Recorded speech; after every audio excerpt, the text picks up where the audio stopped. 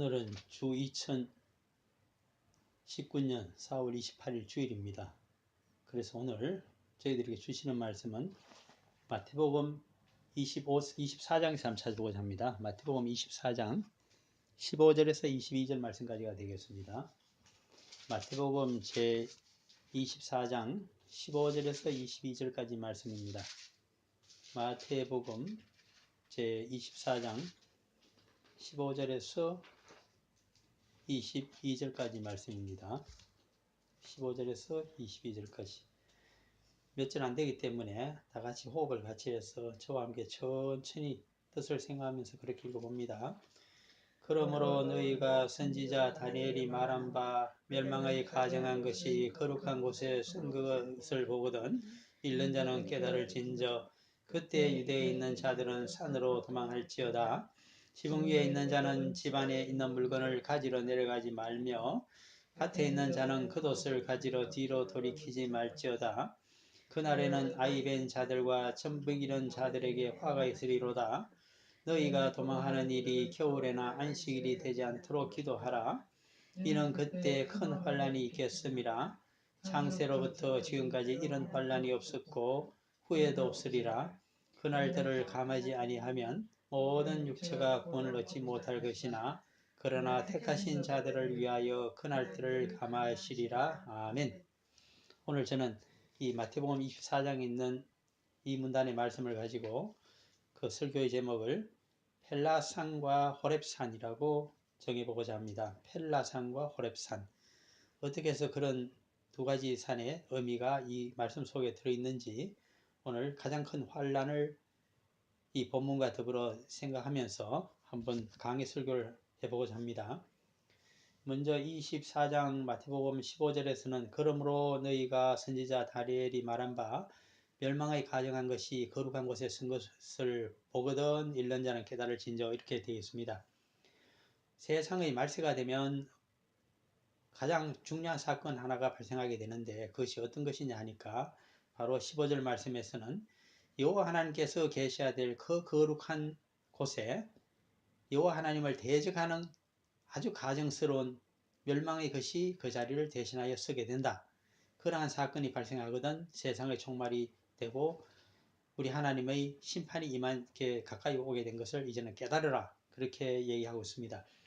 그래서 이 멸망의 가정한 것이 과연 무엇인가 하는 것에 대해서는 여러 가지 해석이 나오고 있습니다만은 가장 먼저 나오는 해석이 악취가 나는 것이라고 하는 해석을 하고 있습니다. 멸망에 가정한 것은 사람이 코로 맡을 수 없는 악취가 거기서 풍기고 있다. 마치 시궁창과 같은 냄새가 난다. 그 냄새 때문에 그것은 사람이 먹으면 죽는 것이요. 바로 사람의 몸을 병들게 하고 죽음에 이르게 하는 것이다. 그래서 그러면 거룩한 것은 뭐냐? 그러한 의미에서 멸망에 가정한 것, 악취가 나는 것, 먹으면 사람을 상하게 하고 죽게 하는 것과 반대 개념을 갖고 오게 되면 거룩한 것이 무엇인지 금방 이해를 할 수가 있습니다. 그것은 아주 청량한 냄새가 나는 것이요. 그것을 먹게 되면 사람이 생명을 살리는 것이요. 그리고 그것은 사람으로 하여금 또 성별된 그러한 삶을 살아가게 만드는 것, 그것이 거룩한 것의 의미가 되겠습니다. 그러므로 이 말씀은 말세가 되어 갈수록 사람들이 바로 생명을 살릴 수 있는 하나님의 거룩한 생명을 살리는 말씀을 멀리하게 되고 바로 그 자리에 사람을 상하게 하고 토하게 하고 그리고 사람을 죽이고 악취가 나는 그러한 것으로 가치를 삼게 되고 자신의 우상을 삼게 된다고 하는 것을 볼 수가 있습니다. 오늘날 그러한 시대를 우리가 많이 경험하게 됩니다. 사람의 생명은 여호와께서 창조하신 생명을 아주 가볍게 여기고 그 사람의 가치를 돈으로 계산을 하기 시작하고 그리고 인간관계를 아주 이기적으로 판단하고 그렇게 행동함으로써 참으로 이 세상에 악취를 풍기는 그러한 부패한 것들이 이 세상을 전염시키고 있는 것을 우리가 보게 됩니다. 그러한 세상이 되게 되면 우리 심판이 멀지 아니한 곳에 있다고 하는 것을 생각하면서 우리가 스스로 옥깃을 여미고 우리 여호와 앞에 겸손하게 서야만 하겠습니다. 그런데 그러한 때가 되면 너 자신을 거룩히 보존하기 위해서 어떻게 하라고 하느냐 하니까 16절입니다. 그러한 때에는 유대에 있는 자들은 산으로 도망할지어다.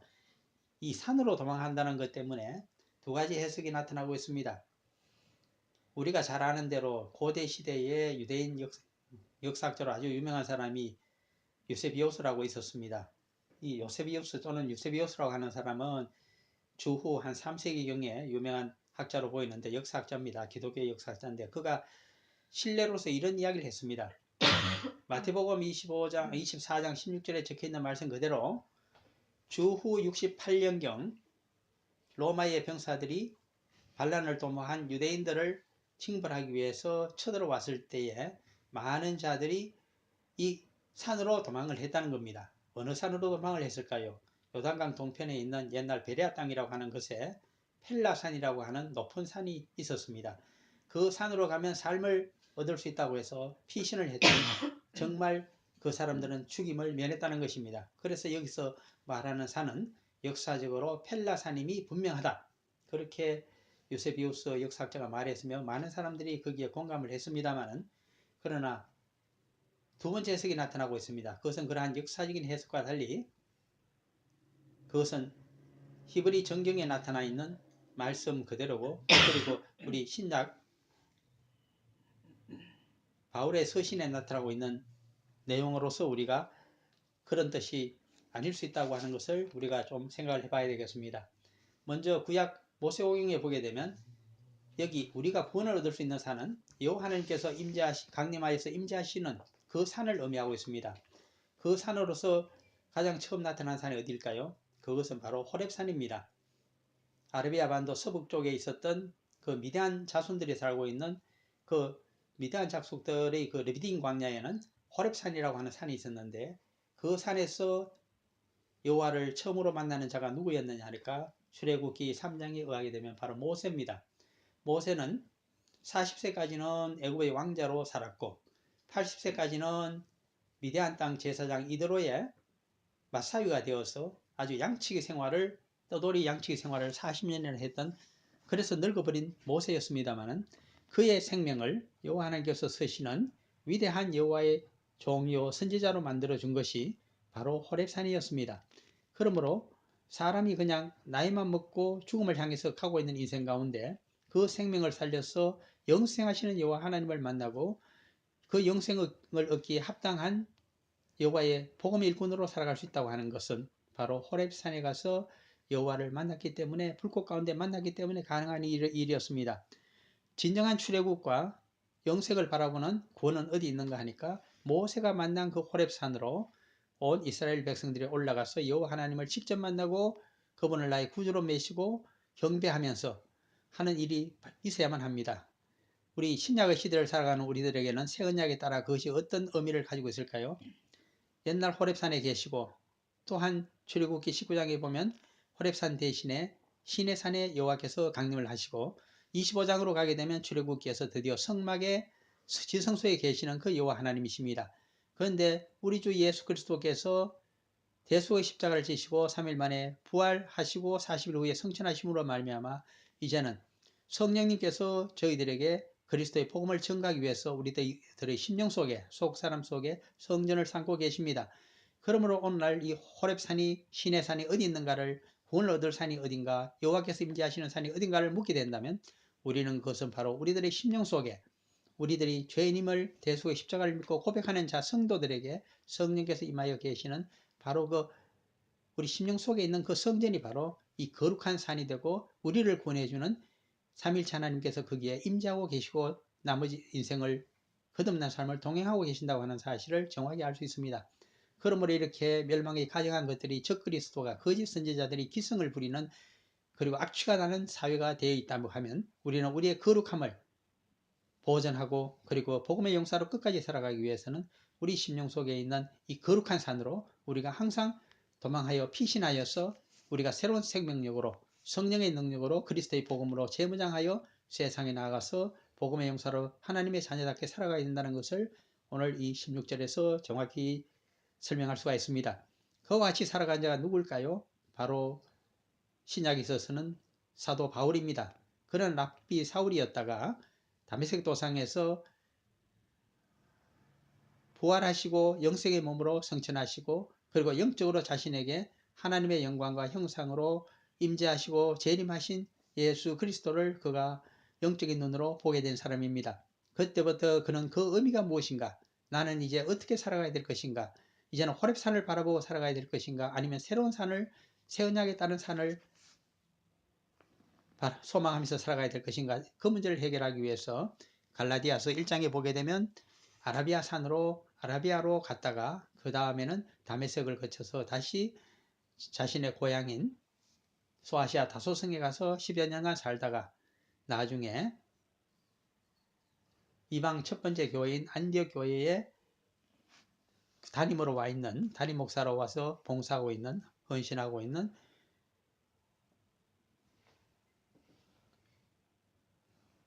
나중에 같은 그 이방인 사도로 쓰임받게 되는 사도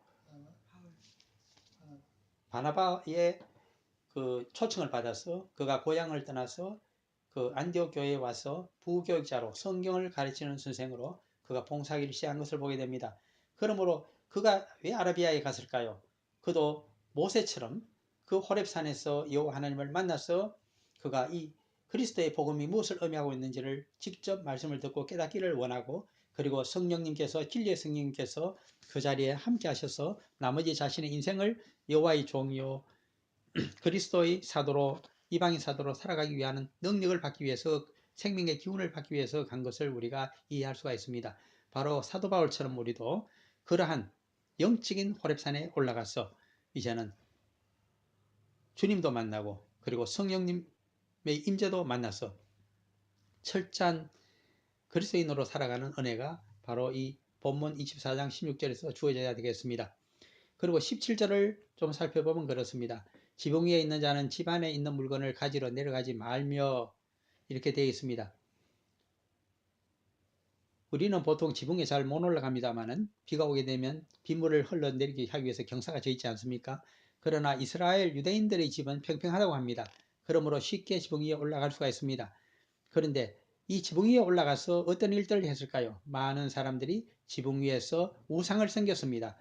그렇다면 이 말은 종말의 때가 가까워게 되면 지붕 위에 올라가서 우상을 섬기고 그리고 신상을 의지함으로 해서 이 피난을 할 수가 있다. 자기는 수호신의 도움을 받을 수 있다고 하는 그러한 잘못된 신앙으로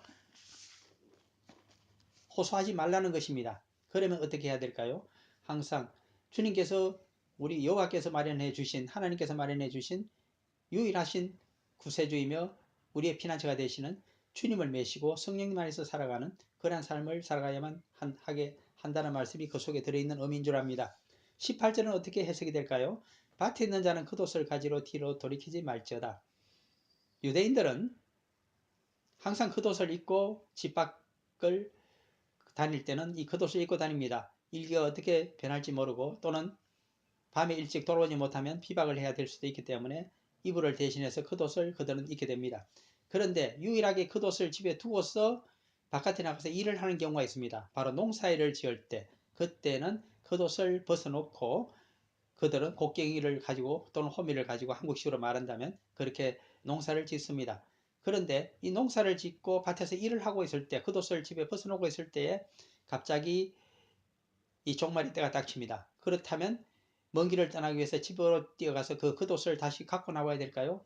여기서는 그렇게 하지 말라고 하십니다. 왜냐하니까 나들이를 가듯이 겉옷을 입고 그렇게 피난을 할 수 있는 것이 아니기 때문입니다.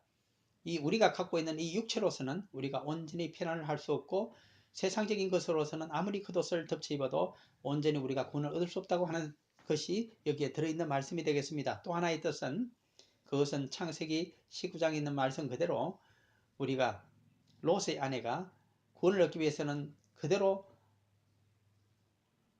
도망을 쳐야 된다고 했는데 뒤를 돌아보았기 때문에, 집에 있는 것을 생각했기 때문에 소금 기둥이 된 것을 알 수가 있습니다. 그와 같이 뒤돌아보는 삶을 살지 말아라 하는 것으로 말씀을 새겨볼 수가 있습니다. 19절에 대해서는 좀 논란들이 있습니다. 왜냐하면 그날에는 아이벤 자들과 젖먹이는 자들에게 화가 있으리로다 라고 되어 있기 때문에, 그러면 이 말씀을 하신 우리 주님께서는 종말의 때가 되게 되면 아이도 베지 말고 젖먹이도 그럼 젖을 먹이지 말라는 얘기인가? 화가 자기에게 미치기 때문에 그 말이 아니고, 아이 벤 자들과 젖먹이는 자들은 아직 세상적인 부양을 한다고 하다가 정말 세상적으로 화를 당하게 되니까 얼마나 그것이 안타까운 일인가 하고 참으로 탄식하는 말씀이 여기 들어있던 것으로 모두들 해석을 하고 있습니다. 그러므로 이 양육이라고 하는 것, 부양이라고 하는 것이 참 좋은 것이기는 하지만 그것에 너무 정신을 빼앗겨서 자기 자신이 영적인 삶을 깔아먹게 되면 그것은 오히려 종말의 때가 되면 옳지 않다고 하는 것입니다. 그러므로 항상 우리가 하나님의 일을 하고 또 하나님의 사업을 하면서 믿음이 약한 자를 우리가 양육하는 것도 중요하지만 자기 자신의 신앙을 돌볼 수 있는 그러한 은혜가 먼저라는 사실을 우리가 항상 기억을 해야만 되겠습니다. 20절은 어떻게 설명이 될까요? 너희는 도망하는 일이 겨울에는 안식일에 되지 않도록 기도하라. 실제로 유대 땅에서 그랬다고 합니다. 겨울이 되게 되면 주로 비가 얼마 오지도 않지만 겨울철이 옵니다. 그러면 땅이 좀 질퍽질퍽해지는 것이 유일하게 겨울철이라고 합니다. 그러므로 겨울철에 환란이 미치게 되면 땅이 질퍽질퍽해져서 얼마나 도망하기가 어려운지 모릅니다.